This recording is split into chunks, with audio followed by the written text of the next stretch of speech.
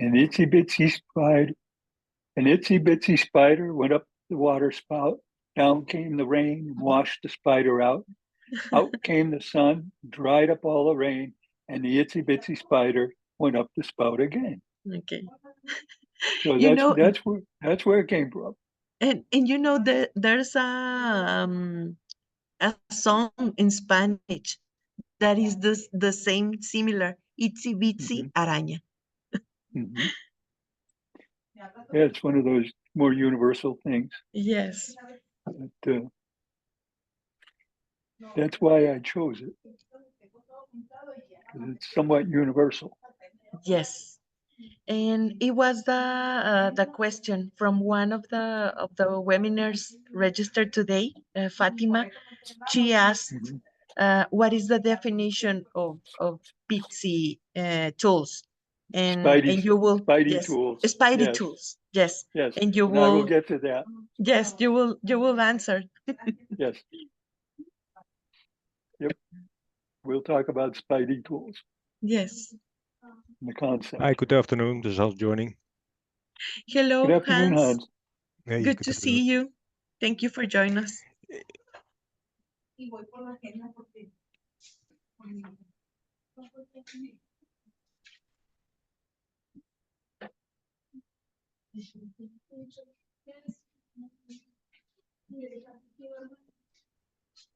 Okay, according to my watch, we're ready to go.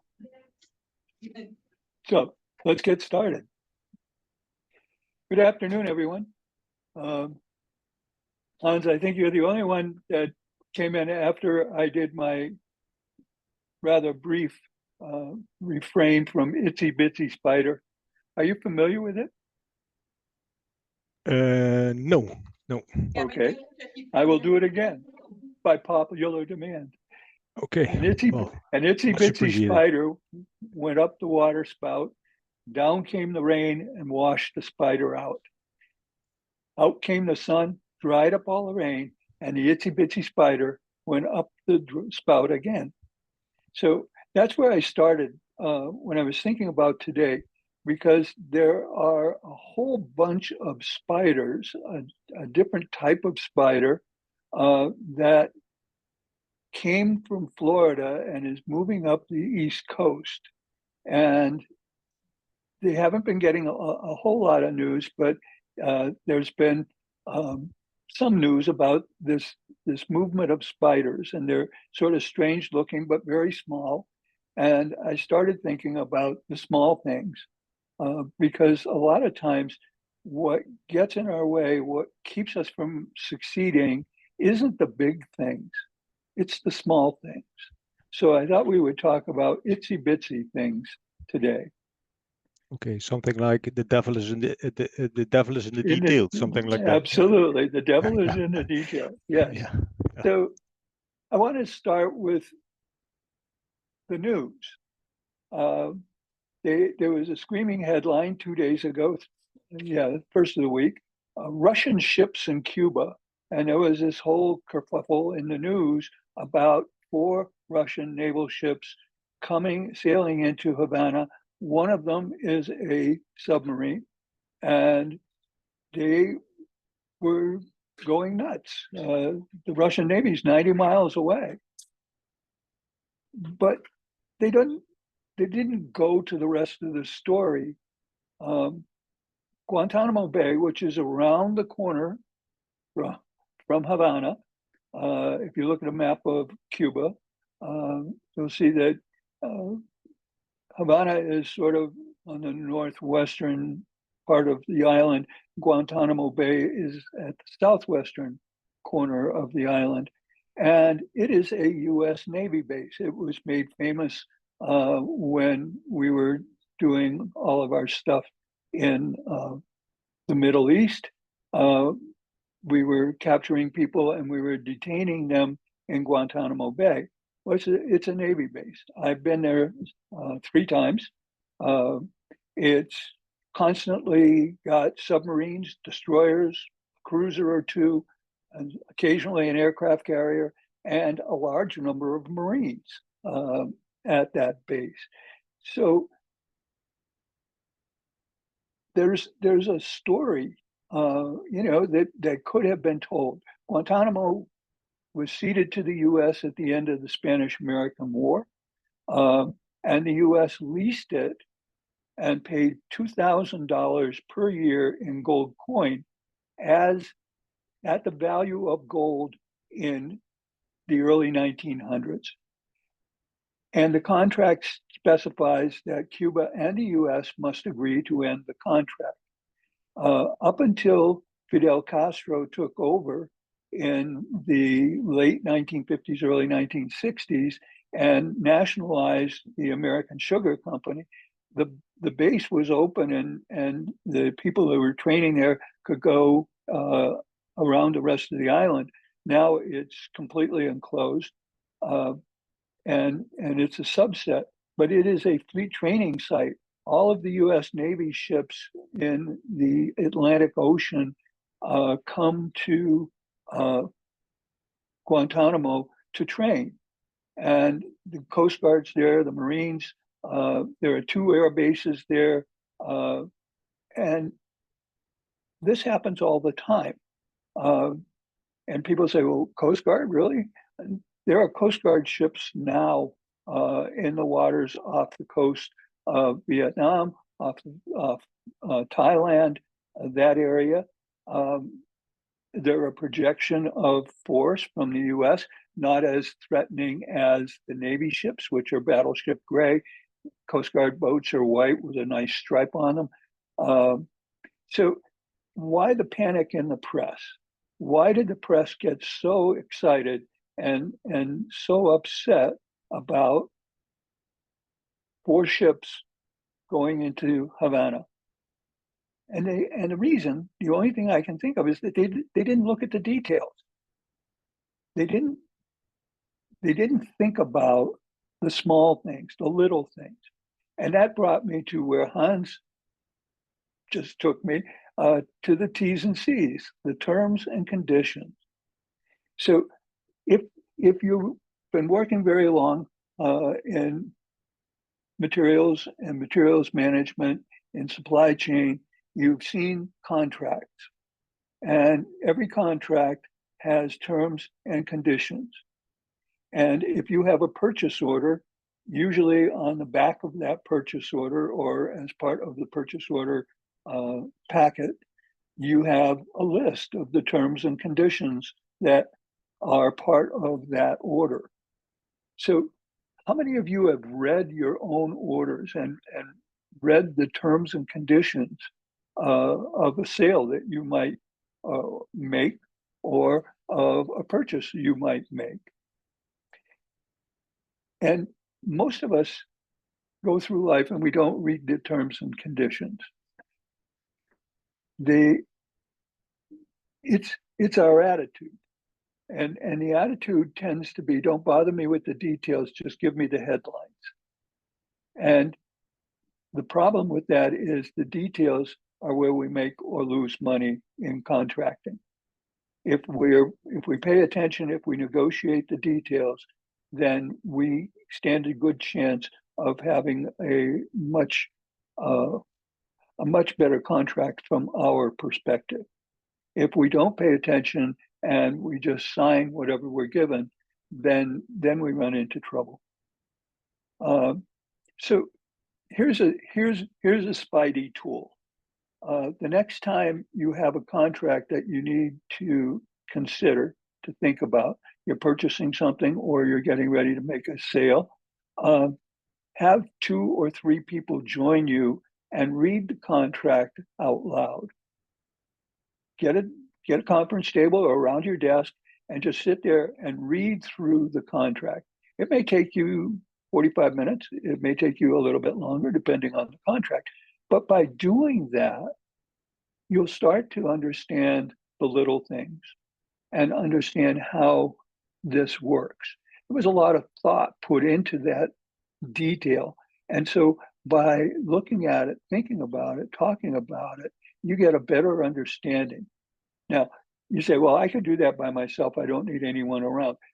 Having other people around, they'll see things that you may not. They'll ask questions that will make you think through. And they will have other suggestions. Why didn't we change this? Why do we have that? So do it and use it as an educational and training experience for you and a couple of people in your department. It's not time wasted. This is a learning experience about something you work with every day.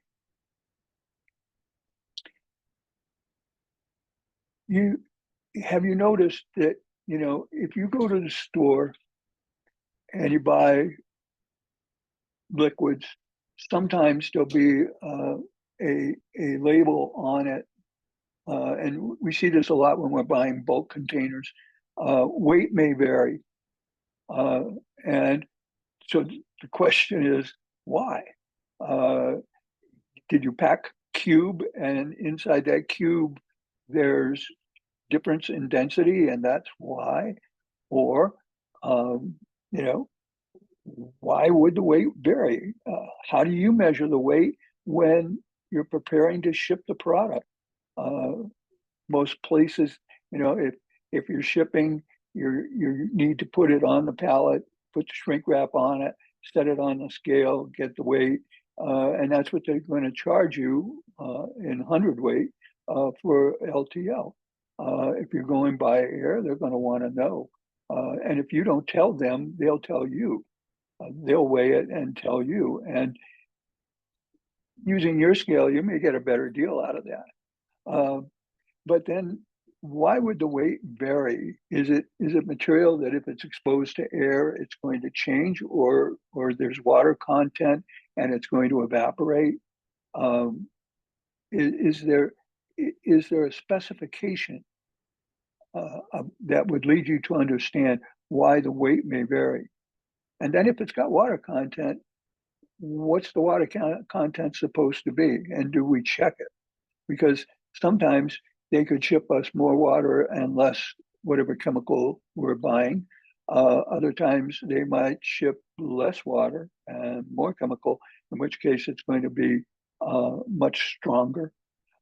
So those are details, small little details, but they can be problematic as we look at things. And how do we deal with that? How do we understand that and make it part of what we want to know and part of what we want to negotiate? I've had this sitting in a book in my bookcase for a while, because I was handed this one time by a company, and they said, we've simplified our inventory accuracy process. And they handed me a small sheet, and it had this on it: A items are counted and must agree. B items may be weight counted, and C items must be maintained within the range specified. That's the policy. And I looked at that and I said, perhaps we need a little more detail with this. The little things. So, A items, when you compare your inventory counts, what do you compare to, right? It says A items are counted and must agree. So must agree to what? It must agree to the perpetual inventory? It must agree to a packing list. You have multiple people counting and counting independently, and must they all come up with the same count? Or is there something else that it must agree to? And it's not specific. So how do we know that Johnny is doing it this way and Susie is doing it that way? And are we getting the same results? There's not enough specificity. There's not enough detail here to make this work well. So what about the B items and the weight counting of the B items? Weight counting is based on the average weight of a sample divided into the total weight of a quantity to derive the number of pieces in the quantity. Now, here's a little known fact, or maybe it's not so little known, but I think it's little known. The whole concept of way counting and the development of way counting was done particularly because of one company in Juarez. This was back in the late 70s, early 80s. They would have coupons from newspapers, from magazines, store coupons, all of that. All of those would come down, and they would be moved into Juarez, and then they would be pulled out and they would be counted. But it didn't make sense to count by hand. It was very slow, very laborious, and even at the ridiculously low pay that they were giving to the people doing the counting, it just wasn't working. And so they started with the concept of way counting. And then the question always was, well, who picks the sample? Or, because we needed a sample that said, this is 100 coupons, just a regular sample, not trimmed, not cut. Some of them are hand ripped out of the newspaper. Some of them were cut very precisely. So we would create a sample, weigh the sample, and say, okay, there's 100 here. Then we'd set the scale and tell it 100 weigh this much, and then we put on a bag full and say, okay, there are this many in the bag. All that logic and everything didn't exist when we first started doing way counting. But because of the amount of money involved and the size of the company that was requesting it, the way count, or the scale companies started working on developing this. They saw this as a real opportunity, and so they created the way counting scales that we have today. But the whole thing about needing to way count, well, who picks the sample? Are you using a sample that was set some time ago? How many pieces is it? You could pick 3 pieces and say, this is my sample, but it may not be a good statistical sample. So has someone done the research and said, this is what the sample size should be, because the gram weight of each of these is this. And so in order to make sure that we've got a range, we need to have this many pieces and so on. So picking the sample, making sure that it's out of the regular population and it hasn't been picked with a prejudice or a bias in one direction or another, is important. How many pieces? And do you measure the range of variation between the weight of the pieces? In other words, do you weigh piece 1 and then weigh piece 2, weigh piece 3, and see what the variation is between those and the sample? How would you do that statistically? And you need to have that statistical base, or all of the transactions that you're doing are questionable. And then the last question is, how much impact would it have on your annual purchases if you were way counting more accurately? And are you way counting accurately? You may be the top of the heap. You may have the best game in town. But how do you know? If you haven't looked at the little things, the details, what are the statistics behind it? What is the variability part to part in weight if we're using way counting? So all of these details have to be contemplated, have to be integrated into our counting, or the counting isn't going to be correct. So the C items go back because we've been off that slide for a little bit. C items must be maintained within the range specified. So in several of the books, and I've used it myself, for cycle counting, the instructions say, you can assign a range based on the size of the part, the importance of the part.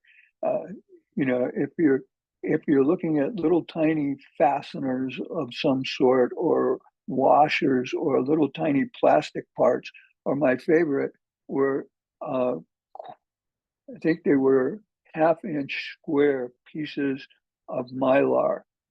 And so the Mylar came in a big sheet, and then they die cut it into little 1/2-inch pieces, and they used it in an electronic assembly to separate so that you wouldn't get arcing across the open space. And one day we had a box of them, and we had an auditor come in and say, how many are in that box? And I picked up the box and I looked at it and I said, there are 1,000 pieces. And he said, how do you count those? And I said, I don't, I just take it off the label. And he said, you need to count those. We need to make sure. Now you have to understand that this box of 1,000 pieces of Mylar probably cost $1.50. So there wasn't a whole lot of value there, and so we tried 3 different ways of counting them, and finally what we did was we transferred one at a time from one box to another. It took about an hour, a little over, and with that we were able to come pretty close to 1,000. But it was a total waste of time. But what we didn't have was a valid process for deciding what the range was going to be.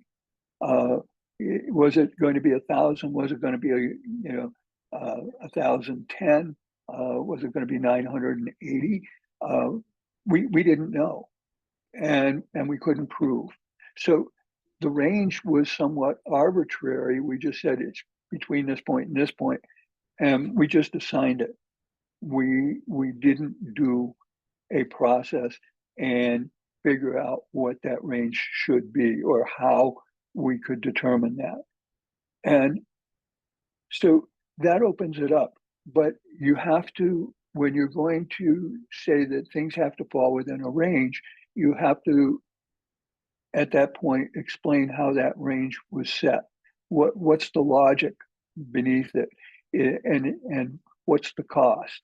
So the variability here, let's say you're looking at a box of 1,000, and it could be as many as 1,100, or it could be as few as 900, and the cost differential there is maybe 20 cents. Okay, is that good enough? And in your materials plan and in the things that you put together in your materials management binders, is there an explanation of that? And do we have an accounting sign off that says, yeah, it doesn't make sense for us to do anything with that? And that gets us to the next question: how do we then enter that range into the ERP system? So the ERP says, well, I've got somewhere between 980 and 1,020, but I don't know precisely. So I'm just going to stick a number in here and say I got 1,000. Is that how that's done, or is there another way of doing that? So we have these gray areas, and we need to understand those gray areas, because in the end, we have to be able to be sure that what we're saying is true. And if we haven't done that, then how do we know when we're determining hits and misses?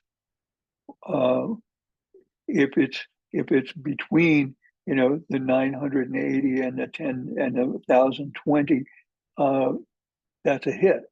But if it's outside of that range, then it's a miss. But how do we know specifically how that works? So where does it say that that's okay? And we need to have that documentation. And that's part of how, because remember, all of the inventory that we have is an asset of the company. And that asset is part of the record that's being put out. And since Sarbanes-Oxley, the CEO of the corporation signs off on a document along with the CFO saying our assets are correctly stated. Now, 40 pieces of Mylar aren't gonna screw this up. But if we don't have the credential, if we haven't gone through the process, and if we haven't gotten the determinations that this is the appropriate way to do it in the terms and conditions at that detail level, then what happens is we could be in deep and serious trouble. So we need to understand and we need to document. Something else is, have you been using Chat GPT or Copilot or one of the other AI? All of a sudden, there are a bunch of them out there. One of the complaints that comes out is the thing hallucinates. You will ask it, and all of a sudden it's off, and it gives you some garbage. And doesn't make any sense. It lies to you. It doesn't tell you the truth. And so I was thinking about this the other day because somebody was complaining, and I went, the large language models are all, they scrape data from the internet. They go to all the websites that they can get to on the internet, and they take all the data that they can get from all of those websites, and that's their database. And we all know, right, that the internet never says stupid stuff. Yeah, there's a lot of stupid stuff out there.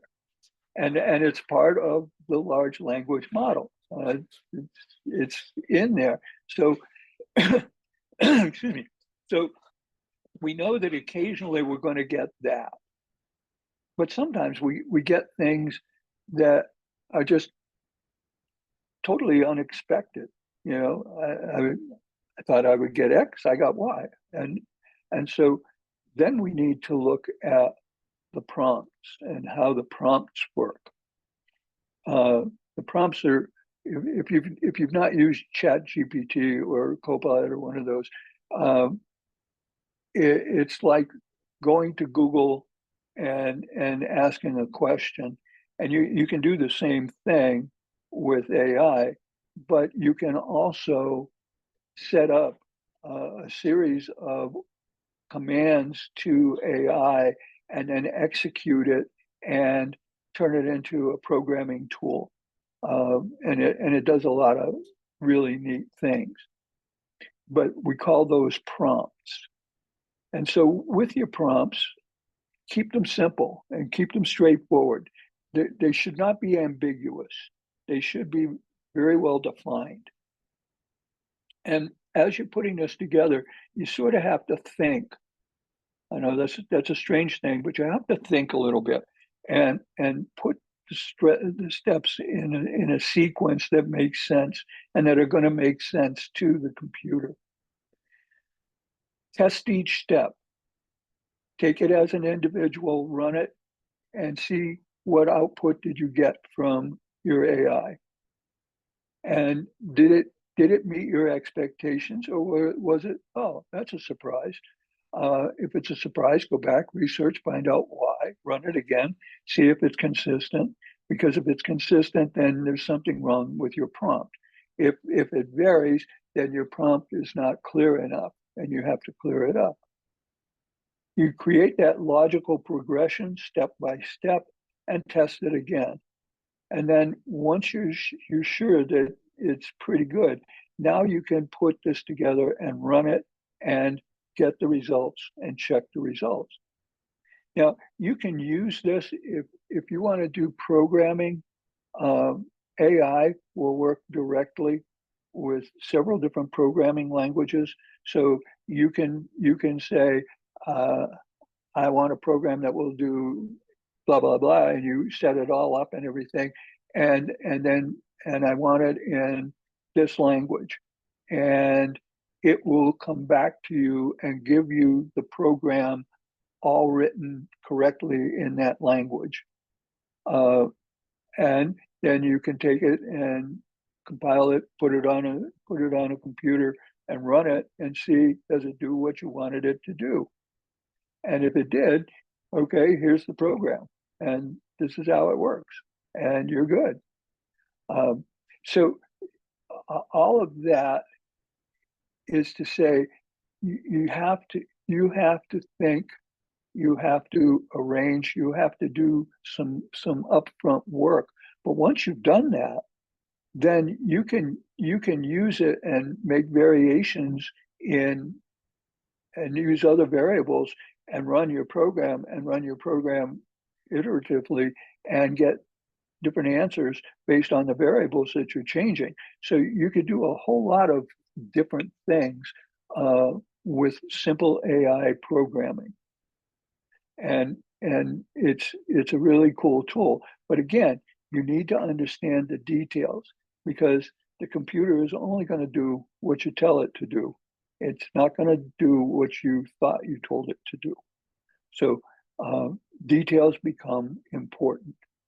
Now, before we wrap up, there were some questions that came in. Someone asked about the VUCA world: volatile, uncertain, complex, and ambiguous. Remember what I just said about AI. You cannot be ambiguous. It doesn't understand ambiguity. And I think that we're going to continue to see this for a while. And I think the reason, the rationale behind my thought process is you've got sort of a polarization, but it's not two poles. We've got the Western pole, which is the U.S., Canada, Europe, all coming together in NATO, and then you've got sort of an Eastern pole, which is Russia, Iran is mixed in a little bit, North Korea, some other states, and they're off to the other side. But then there's also the Southern Hemisphere. You'll notice that none of those countries or groups are in the Southern Hemisphere. And so it's expanding, their polarization is sort of expanding, but there's resistance in the Southern Hemisphere to be in league. The South Africans have done a lot with the Chinese. The Chinese have done a lot of work in Africa, doing development, helping build bridges and all kinds of different things. And that's to the benefit of the people in Africa. In South America, we see some different countries coming in. The U.S. has had its hands in things. Russia has had its hands in things. The Russian Navy's in Cuba. So I don't think that this is going to settle down anytime soon. And I think until we get through this presidential election that's coming up, and then determined by which of the two candidates gets chosen, the outcome is going to be different. What happens in the VUCA world will not be the same based on who gets elected. If Biden gets elected, it'll go one way. If Trump gets elected, it'll go a different way. Anti-Spidey tools. I've shared a couple with you, and I think I'll probably do at least one more of these with some other Spidey tools, trying to point out where we need to be in the weeds with detail at least once to make sure that we've got a good, robust platform from which to operate and from which to do the other things that we need to do. The anti-Spidey tools are looking at the little things and figuring out how we don't have to go back. Inventory accuracy is for many companies, it's a big problem, and it's been a big problem for a long time. And it doesn't have to be a big problem. You can fix it, but you have to work at it, and you have to have the rules, and you have to have the discipline to make it work. And once you get there, you can't let up. But with Sarbanes-Oxley in place, you have to be very careful. The companies have to be very careful, because if there are irregularities in the statement of their assets, their CEO and their CFO could go to prison. And they most certainly will end up paying fines. You don't want to be on either side of that. So the anti-Spidey tools, the details are where we look to see how can we protect ourselves. What do we have to know? What do we have to do in order to be sure we're doing the right things? The trade-off between standard operating procedures and flexibility. I had this conversation yesterday with a company up in Gallup, New Mexico. And they have a standard operating procedure, and they make a product, and normally they make that product in 10s and 20s. And they got an order for 15,000, and it had a real short date on it. And they just pulled out all the stops. They closed the door, put a sign on the door, said, "We're working, don't bother us." It was really something. But it's an ongoing problem. And this is a great question. I may have to bring this one back for a future segment, because that's so cogent. We have our standard operating procedures, and this is how we're going to do it until there's, the number one customer has a hot order, and we need to get this turned around in the next 24 hours or we're toast. There's the flexibility. So great question. And all I can say is I can't use those words. I'm trying to think of a clean analogy, but it's a mess. Okay, it generally turns into a mess, and we solve the problem for the hot item, but we mess up a whole lot of promises for the other items.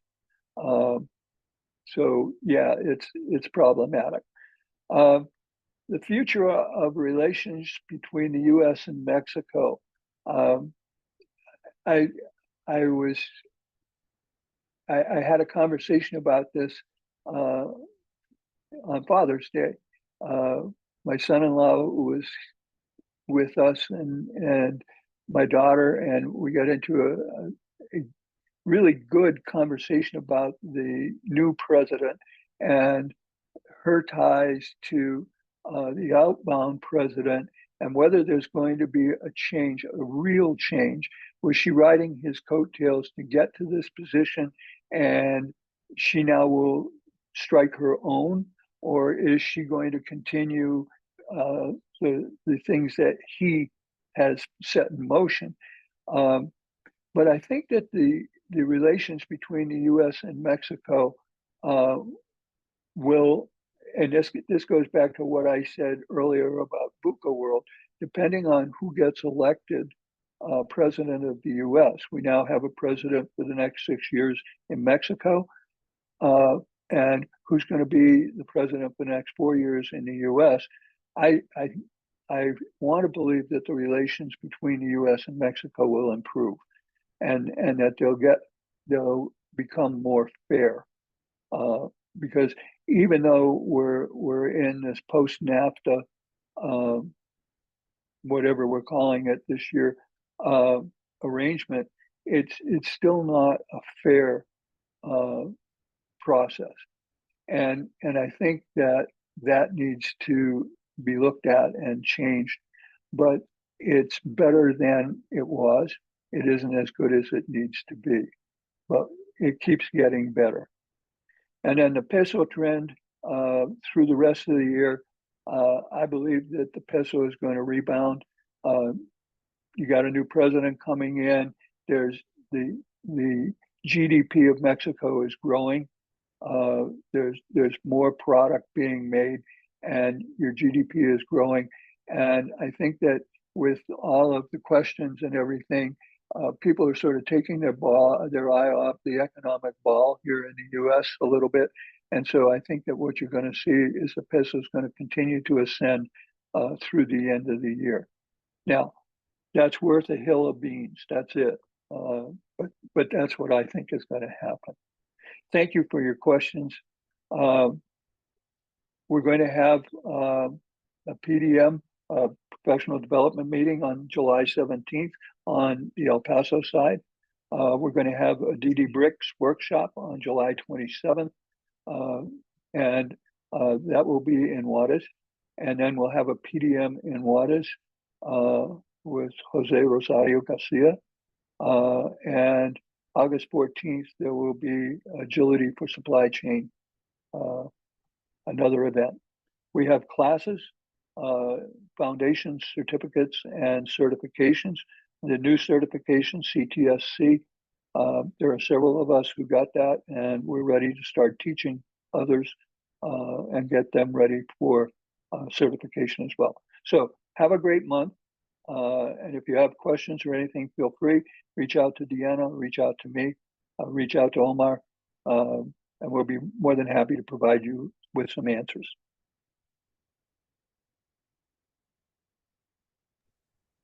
That's all I got. Thank you so much for attending. Thank you. Have a good one. Bye-bye. Thank you very much. Have a great day. Thank you. Thank you, guys. Thank you. Bye-bye. Thank you. Bye-bye. Bye.